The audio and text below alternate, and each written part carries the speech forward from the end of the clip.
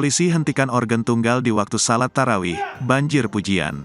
Belum lama ini beredar video sekumpulan orang asyik menggelar hiburan organ tunggal. Padahal di waktu yang sama, warga setempat tengah melaksanakan salat tarawih.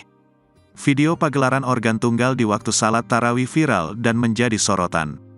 Biduan itu ditemani oleh rekan pria lainnya yang memegang alat musik. Terlihat pula beberapa masyarakat yang enjoy dan asyik berjoget menikmati alunan musik. Tak disangka beberapa saat kemudian, terlihat polisi datang menghampiri para pemain organ tunggal. Dengan menggunakan seragam lengkap dan helm kuning di kepalanya, polisi itu berjalan mendekati arah panggung. Dia menghentikan acara hiburan orkes organ tunggal yang berlangsung. Bukan tanpa alasan polisi itu menghentikan acara secara paksa.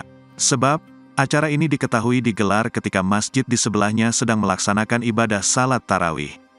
Aksi yang dilakukan oleh polisi itu sontak menyita simpati para netizen di media sosial.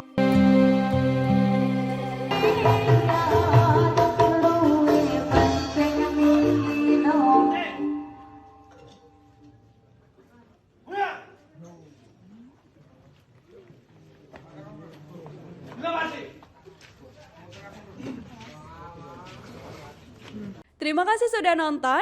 Jangan lupa like, subscribe, dan share ya.